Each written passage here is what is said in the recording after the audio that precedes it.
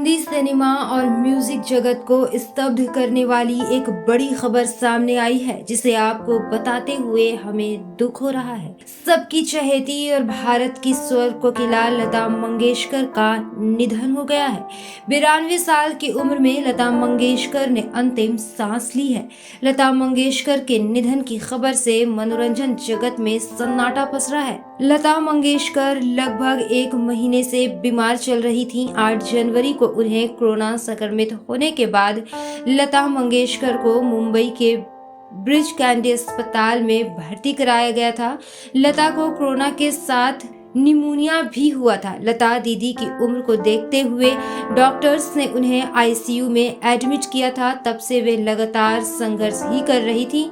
इलाज के दौरान बस 2 दिन के लिए उन्हें वेंटिलेटर से हटाया गया था। फिर जैसे ही उनकी तबीयत बिगड़ने लगी, फिर से लता को वेंटिलेटर सपोर्ट पर लाया गया था। सोशल मीडिया पर लता मंगेशकर के निधन की खबर सुन फैंस और सेलेब्स शॉक्ड है। सभी सिंगर की आत्मा को शांति मिलने की दुआ कर रहे हैं। फैंस की आंखें नम हैं।